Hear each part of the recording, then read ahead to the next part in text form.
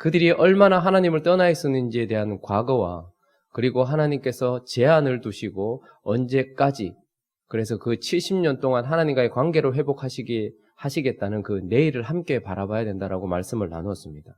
그렇게 말씀을 이어가는 중에 오늘 본문은 참 많은 이미지들을 우리에게 자세하게 보여주면서 그 이미지 속에서 심판이 진행되어져 가는 그 상황 속에서 생생한 이미지를 통하여서 이 심판 속에서 또한 우리에게 보여지고 또 우리가 또 봐야 될 것들에 대해서 여러 가지를 말씀해 주고 계시는데, 그 첫 번째는 우리가 심판 가운데서, 징계 가운데서 꼭 보아야 될 것 중에 하나는 바로 진노하시는 하나님의 모습입니다.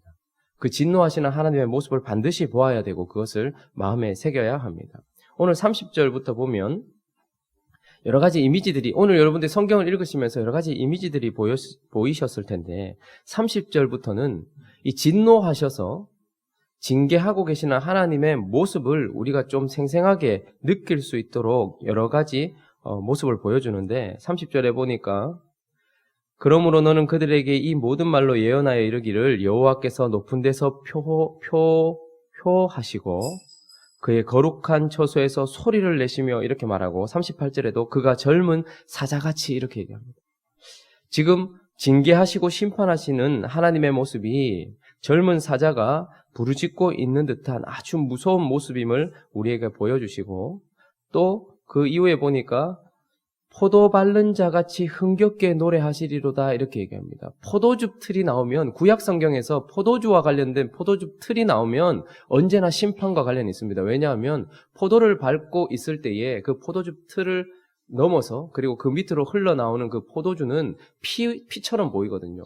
튀어진 피처럼 보인단 말입니다. 그런데 지금 하나님이 징계하시는 모습이 마치 피를 철철 흘리면서 피가 흐르는 포도즙 틀 옆에 있는 그 무엇처럼 보이는 아주 무서운 모습을 보여주고 계시고, 32절도 보니까 큰 바람이 땅끝에서부터 일어나는 폭풍우, 폭우, 쓰나미 같은 그런 모습을 하나님께서 진노하셨을 때 나타나는 모습을 보여주시고, 33절은 그 결과에 대해서 보여주시는데 죽임당한 자가 땅 이 끝에서 저 끝까지, 그런데 그 누구도 장례를 치러줄 사람도 없고 그저 죽음으로 적막한 그런 모습들을 우리에게 보여주시면서 하나님이 징계하시고 심판하시는 이 상황 속에서 하나님이 어떤 모습인지를 알아야 합니다. 이스라엘 백성들에게는 아주 생소했고 아주 당황스러운 모습이었을지 모르겠지만 그들은 반드시 이 모습을 보고 기억해야 합니다. 왜냐하면 하나님이 죄를 어떻게 다루시는가에 대한 모습이기 때문에 그렇습니다. 하나님은 언제나 순한 양처럼 혹은 우리에게 늘 인자한 얼굴로 우리를 사랑해 주시는 어떤 할아버지 같은 모습으로만 기억하고 있었던 그들에게 부르짖고 지금 무엇인가 먹이를 뜯으려고 하는 사자의 모습이거나, 아니면 피가 철철 흐르는 듯한 그런 모습이거나, 아니면 폭풍과 쓰나미를 일으켜서 사람들에게 재앙을 내리고 있는 이런 모습이거나, 그래서 그 하나님이 지나간 자리는 시체만 남아있는 그런 두려운 모습, 그러나 이것은 우리가 반드시 보아야 하는 것입니다. 왜냐하면 그것을 통하여서 하나님이 죄를 얼마나 싫어하시는지를 보게 되고, 그리고 다시 이 징계가 끝나고 난 이후에 우리의 삶을 이어갈 때에 그렇게 징계하셨던 하나님의 얼굴을 바라보게 된다면 우리는 똑같은 죄를, 그 경계를 쉽게 넘어가지 않을 것이기 때문에 그렇습니다. 주하는 저에게 징계를 참 많이 받았습니다. 그래서 지금은 제가 매를 들기도 전에 제 얼굴을 보고서 그 아이는 지금 자기가 경계를 넘어가고 있다는 걸 확실히 알아요. 유나는 7년을 살면서 저에게 딱 한 번 징계를 받았습니다. 아주 무서운 아빠의 얼굴을 봤기 때문에 그 아이도 제가 인상을 조금만 찡그리고 그 아이들이 아빠의 말을 벗어났다라는 모습을 보여주기만 해도, 제가 매를 들지 않아도 그 아이들은 그 자리에서 자기가 잘못하고 있다는 것을 깨달아요. 그런데 예하는 아직까지 저의 그런 모습을 본 적이 없어서 그런지 언제나 넘어갑니다. 이제 곧 진노가 눈앞에 있음에도 불구하고 뭣도 모르고 지금 저렇게 자고 있는데요. 그런데 이것을 기억하는 것은 참 중요합니다. 하나님께서 일으키신 그 징계의 수단, 그 바벨론을 통하여서 지금 하나님의 모습이 바벨론을 통하여서 드러나는데, 그들은 마치 먹이를 뜯으려고 하는 사자와 같이 포악하고, 그리고 뜯은 그 자리에서 피를 철철 흘리게 함에도 불구하고 멈추지 않는 아주 잔혹함을 가지고 있으며, 마치 폭풍과 지나간 듯한 그런 강력한 힘으로 그 바벨론 군대가 지나간 모든 곳은 시체로 산을 이루는 그런 모습. 그런 모습을 기억한다라는 것은 그 이후에 내가 똑같은 죄를 지었을 때 하나님께서 또다시 징계하실 수 있다라는 우리의 마음을 경책시키는 수단이 되기 때문에 그렇습니다. 그래서 아이러니처럼 들릴지 모르겠지만 우리도 징계를 많이 받았을 것입니다. 그래서 그 징계하셨던 하나님의 수단과 그때의 그 잔혹함을 보고 기억하셔야 합니다. 참으로 안타까운 것은 하나님이 건강으로 치셨든 하나님이 물질로 치셨든 하나님의 관계로 치셨든 어쨌든 치셨는데 그 이후에 그것을 회복시켜주고 나면 마치 그런 일이 없었던 듯 또다시 쉽게 돌아갑니다. 하나님이 건강도 회복시켜주시고 물질도 회복시켜주시고 관계도 회복시켜주시고 영적인 모든 문제를 다 회복시켜주시면 마치 바로처럼 이제 숨을 쉬기 시작하면 다시 하나님을 잊어버리고 또다시 돌아갑니다. 하나님께서 그렇게 치셨다라는 것은 다시는 그렇게 하지 말라라는 뜻인데도 불구하고 또다시 그 일을 반복하면서 그 이전에 하나님이 죄에 대하여 대하고 계셨던 그 얼굴을 잊어버리는 불쌍한 인생들이 많이 있습니다. 우리는 징계 가운데서 이 분노하시고 이 화를 내고 계시는 죄를 어떻게 대하시는지 보게 되는 이 하나님의 모습을 반드시 기억하고 보아야 한다는 것이고, 또 하나는 오늘 우리가 꼭 보아야 되는 것이 있는데 그것은 바로 나로 인해 함께 심판받는 자들이 있다라는 것을 기억하셔야 됩니다. 여러분 좀 이상하지 않습니까? 오늘 이 이스라엘 백성들이 하나님께 잘못을 해서 하나님이 심판을 시작하시는데요. 그래서 오늘 또 다른 이미지는 만주의 왕이 잔을 가지고서 모든 나라의 잔을 지금 돌리고 있는 상황을 우리에게 보여주고 있습니다. 15절부터는요. 그런데 한번 생각해 보십시오. 예수님께서 자기의 생명을 상징하는 피의 잔, 포도주를 돌리시면서 생명을 나누고 축복을 나누는 잔이 아니고 오늘 보니까 진노의 술잔을 받아서 이것을 나누는 장면을 보여주는데 17절, 18절 한번 읽어볼까요? 자, 17절, 18절 읽습니다. 시작.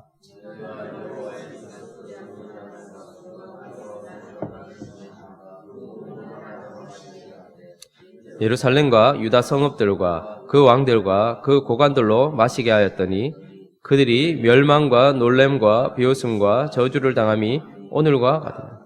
자, 하나님께서 예레미야에게 진노의 술잔을 주셨고 그는 그 여호와의 손에서 그 잔을 받아서 이제 보내신 바 모든 나라로 마시게 한다 이렇게 얘기합니다. 지금 하나님께서 예루살렘을 치시려고 하시고 하나님의 백성의 잘못에 대하여 징계하시려고 지금 하시는데, 그런데 오늘 보니까 18절에 먼저 유다 성읍에 먼저 진노의 술잔을 보냅니다. 그런데 그 이후부터 19절부터는 쭉 이스라엘에게 가장 강력한 영향을 미쳤고 또 가장 가까이 있었던 나라부터 시작해서 마지막 나라까지 하나님께서 모든 나라에 진노의 술잔을 함께 보내고 있고 26절에 보니까 세삭 왕은 그 후에 마시리라. 세삭은 바벨론 왕을 이야기하는 것입니다. 그러니까 결국 그들을 쳤던 도구가 되었던 바벨론도 결국은 하나님께서 심판하신다라고 이야기하면서 이스라엘 백성들을 시작해서 그 주변에 있었던 모든 나라들이 함께 심판을 받고 있는 거예요. 이유를 얘기하지 않아요. 왜 그럴까요? 하나님께서는 이 이스라엘과 유대인들을 축복의 통로로 세우신 것입니다. 제사장 나라로 세우신 거예요. 그래서 이들을 통하여서 예루살렘으로부터 시작해서 축복이 흘러가도록 하신 것이 하나님의 계획이셨습니다. 그래서 축복이 흘러가서 애굽과 옆에 있는 모든 나라들, 모압과 암몬과 이 모든 나라들, 시돈과 두로와 이 모든 나라들이 하나님에 대하여 알게 되고 하나님을 경외하게 되고 하나님께로 돌아오게 되게 만드는 것. 그래서 아브라함을 세우신 이유와 이스라엘 백성들을 세우신 이유는 같은 것입니다. 복의 근원인 것입니다. 그래서 우리를 통하여서 유대인들을 통하여서 이스라엘을 통하여서 하나님은 하나님이 어떤 분이신지를 보여주려고 하셨어요. 유대인들은 하나님을 가지고 있었고 하나님의 율법을 가지고 있었고 하나님의 축복을 가지고 있었단 말입니다. 그래서 혹 주변에 있는 나라가 하나님께로 완전히 돌아오지 않는다 할지라도 이들이 하나님을 섬기는 모습을 보면서 하나님을 경외하게 만들고 하나님을 두렵게 만드는 것도 그들이 해야 했던 일들입니다. 그러나 그런 축복의 통로가 되어 있던 제사장 나라인 이 예루살렘과 이스라엘이 완전히 하나님을 떠나버리고 하나님의 영광을 땅에 떨어뜨려버리고 하나님의 축복을 흘려보내지 못하니 다른 나라들은 소망이 이미 없는 것입니다. 이들이 완전히 엎어졌기 때문에 더 이상 하나님에 대하여 밝혀줄 빛이 비춰지지 않고 하나님에 대한 맛을 보여줄 나라가 엎어졌기 때문에 더 이상 소망이 없기에 이들은 함께 지금 벌을 받고 있는 것이다 라는 것을 우리에게 이야기해주고 있는 것입니다. 그들의 실패는 결국 그들 하나만의 실패가 아닌 것입니다. 우리가 반드시 이 이미지 속에서 보아야 되는 것은 하나님이 선택하여서 부르신 하나님의 나라는 나 하나 넘어지고 끝나는 것이 아니다라는 것을 기억하셔야 됩니다. 나로 인하여 꼭 모든 사람들이 복음으로 돌아오는 것은 아니라 할지라도 내가 하나님을 섬기고 있는 이 모습을 통하여서 제사장 나라인 우리의 모습을 통하여서 하나님이 살아계시다라는 것과 하나님이 통치자라는 것과 하나님의 은혜와 공의와 사랑과 역사하심과 긍휼과 이 모든 것들을 우리를 통해서 보내주셔서 하나님은 그렇게 세상에 하나님을 드러내시기를 원하셨단 말입니다. 그래서 우리는 축복의 잔을 나눠야 될 자들이었단 말입니다. 그런데 예루살렘으로부터 축복이 흘러가야 될 그곳에서 저주가 흘러가기 시작해서 모두가 다 함께 심판을 받게 되는 이 모습, 이건 우리가 반드시 오늘 아침에 보아야 하는 것입니다. 내가 어떻게 사느냐, 내가 하나님 앞에 어떤 삶을 사느냐는 내가 대하고 있는 세상 앞에 하나님이 어떤 분이냐를 드러내고 있는 것입니다. 우리는 세상 앞에서 하나님을 섬기는 제사장 나라로서의 사명이 있다는 것을 기억하시고 오늘 이 본문에서 결국은 나로부터 시작해서 하나님의 집에서부터 시작해서 축복이 흘러가지 못하고 저주가 흘러가고 심판이 흘러갔다는 것을 생각하시면서 내가 넘어지면 내 주변에 나를 통해서 하나님을 알아야 하고 나를 통해서 하나님의 축복을 받아야 될 사람들에게도 그 축복이 흘러가는 것이 아니라 똑같은 심판을 흘려보내는 그런 악한 행동을 하게 된다는 것을 기억하시는 오늘 이 아침이 되기를 예수 그리스도의 이름으로 축원합니다. 그리고 또 하나 기억해야 될 것이 있습니다. 지금 진노하신 하나님의 얼굴을 우리가 바라보면서 이 얼굴을 함께 바라보고 있는, 함께 심판을 받고 있는 사람들도 있죠. 그런데 34절부터는 또 하나 우리에게 어떤 이미지를 보여주고 있는데 우리가 존경했고 우리가 높여보았던 목자들과 양떼의 인도자들이 크게 심판받고 있는 것을 보게 됩니다. 그래서 우리가 또 한 가지 더 보아야 될 것이 있는데요. 하나님과 심판과 징계 속에서 더 큰 책임과 권한을 가지고 있었던 자는 더 무거운 벌을 받는다라는 것을 우리는 오늘 이 이미지 속에서 보게 됩니다. 36절 한번 읽어볼까요? 자, 36절 시작.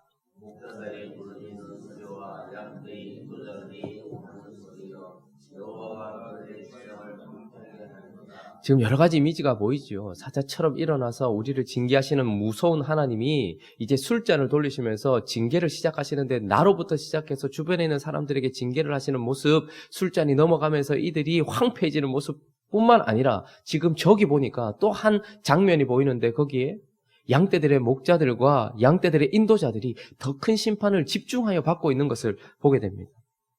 하나님께서는 모든 사람을 똑같이 만들지 않으셨습니다. 구원에 있어서는 공평할지 모르고 우리 모두가 다 하나님 앞에 공평한 은혜를 받을지 모르겠지만 하나님은 별의 영광이 다르고 달의 영광이 다르고 해의 영광이 다른 것입니다. 하나님은 사람들을 각자의 자리에서 다르게 만드셨습니다. 그래서 더 큰 권한을 가지고 있고 더 큰 책임을 가지고 있는 사람들도 있습니다. 그러나 이것은 우리에게 더 큰 책임이 있다라는 쪽으로 우리를 생각하게 만듭니다. 왕들은 더 많은 권한들을 누렸습니다. 제사장들은 그리고 선지자들은 더 큰 하나님의 은혜를 누렸습니다. 사실입니다. 그런데 그것은 또 한편 더 큰 책임이 있다는 것입니다. 왕들이 하나님 앞에서 어떻게 사느냐는 백성들 전체에 영향을 미치고 선지자가 어떻게 사느냐 하는 것은 백성들 전체에 영향을 미치는 것이며 제사장이 어떻게 사느냐 하는 것은 백성들 전체에 영향을 미치는 것입니다. 그렇게 해서 하나님은 더 큰 고난과 축복을 받은 자들에게 더 큰 것을 받아내신다라는 것을 우리가 생각해야 하는 것입니다. 우리는 하나님 나라 갈 때 상급도 다릅니다. 똑같이 받지 않습니다. 똑같이 대우하는 것이 공평이 아닌 것입니다. 한 만큼 대우한 것이 공평인 것입니다. 그래서 구원은 똑같이 하나님 앞에서 받겠지만 우리는 이 땅에서 어떻게 살았느냐에 따라서 상급의 차이가 있을 것입니다. 그러나 형벌에도 차이가 있다라고 성경은 계속해서 우리에게 이야기해 줍니다. 마태복음 11장에 보면 우리에게 뭐라고 얘기합니까? 화 있을진저 고라시나 화 있을진저 벳세다야. 너희에게 행한 이적을 두로와 시돈에서 행했다면 그들이 벌써 제에 앉아 회개하였으리라. 그러니까 더 큰 은혜를 받은 도시들이 있단 말입니다. 그런데 그들은 이 큰 은혜를 받고도 돌아오지 않았기 때문에 심판날에 소돔이 너희보다 견디기 쉬우리라 라고 얘기합니다.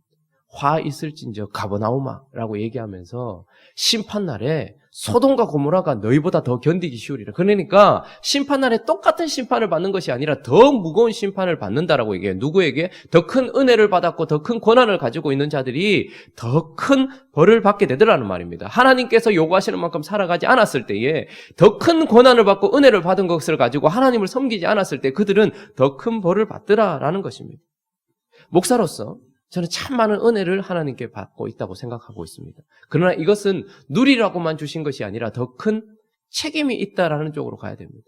목사가 바르게 말씀을 전하지 않고 그리고 자기가 전한 대로 살아가지 않는다면 제가 말씀을 전했던 성도들보다 더 큰 무거운 형벌을 받게 되겠죠. 징벌을 받게 될 것입니다. 이것은 당연한 것입니다.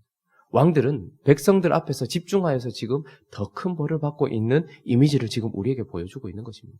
자, 그런데 여기 앉아 계신 여러분들은 그러면 다릅니까? 나는 왕이 아니고 제사장이 아니다. 나는 선지자도 아니다. 이렇게 생각이 드십니까? 나는 다른 사람보다 더 큰 권한이 없다라고 생각이 드십니까? 아니요. 우리는 구약에 있는 제사장, 선지자, 왕들보다 더 큰 축복을 받은 사람들입니다. 그들은 보지 못했던 하나님의 말씀 전체를 가지고 있는 선지자요. 그들은 받지 못했던 성령을 우리 속에 가지고 있는 제사장이요. 그들은 알지 못했던 생명을 가지고서 우리는 하나님의 자녀가 되어서 왕이 실제로 왕자가 된 자들 아닙니까? 그러니 우리는 사실 구약에 있었던 왕과 선지자 제사장보다 더 큰 권한과 축복을 받은 자들입니다. 그래서 이 시대를 살아갈 때 우리는 더 하나님 앞에 경책하여 깨어서 살아가야 되는 것입니다. 세상에 있는 부모들과 달리 우리는 그리스도인 부모입니다. 세상에 있는 부모들은 자신들의 육신의 생명만 이어줄 수 있습니다. 그리고 자기가 가진 물질만 이어줄 수 있습니다. 그러나 우리는 그리스도인 부모입니다. 그래서 우리는 육신의 생명만 이어주는 것이 아니라 영적인 하나님의 영적인 생명을 이어줄 수 있는 부모들입니다. 그러니 우리는 엄청난 고난을 받은 것입니다. 그런데 그런 고난을 받고서도 자녀들에게 하나님의 생명을 이어보내지 않고 자녀들 앞에서 그리스도인 부모답게 살아가지 못함으로 말미암아서 그 생명이 자녀들에게 이어가지 못한다면 우리는 더 큰 세상 사람들보다 더 큰 벌을 받을 것입니다. 마지막 날에 고라신과 벳세다가 소돔보다 두로와 시돈보다 더 큰 벌을 받고 있는 것을 보면서 사람들은 많이 놀랐을 거예요. 왜냐하면 생전에 보았을 때 두로와 시돈 곧 이런 나라들은 더 많은 축복을 누렸기 때문에 하나님이 얘네들을 더 사랑하시나 보다 생각했을 것입니다. 얘네들은 하나님이 더 축복하셨으니까 하나님이 더 높여주실 것이다 생각했을 것입니다. 그런데 하나님이 완전히 깨트려버린 소돔보다 더 큰 벌을 받고 있는 것을 볼 때 얼마나 놀랬겠습니까? 우리는 이 땅에서 그리스도인 부부입니다. 이 말은 세상의 사람들도 서로 사랑을 나눕니다. 서로 몸을 나누고 마음을 나눕니다. 그렇게 해서 서로 사랑을 알아갑니다. 그러나 그리스도인 부부는 몸과 마음만 나누는 것이 아니라 그 영을 나누게 되고 그 속에서 그리스도인 신랑과 신부된 교회의 사랑을 알아가게 되는 우리는 그런 존재들입니다. 더 큰 권한을 가지고 있는 것입니다.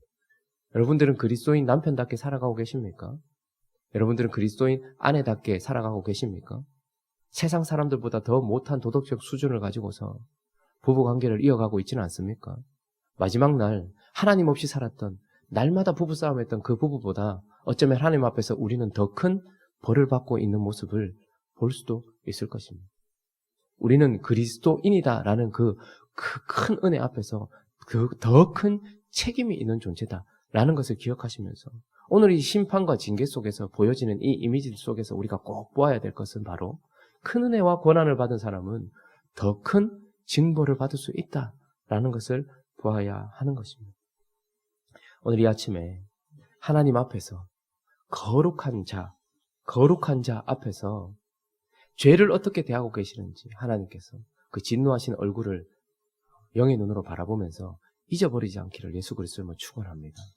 뿐만 아니라 하나님께서 나로 말미암아 축복을 받아 이어받아야 됐던 세상이 나로 말미암아 함께 심판을 받고 있는 이 모습도 기억하시고 더 큰 책임을 맡았던 자들이 더 무거운 형벌을 받고 있는 이 모습도 바라보시면서 여기에서 일어나서 하나님이 기뻐하시는 모습으로 살아가기를 다짐하고 그리스도인답게 살아가기로 다짐하는 오늘 이 아침이 되기를 예수 그리스도의 이름으로 축원합니다.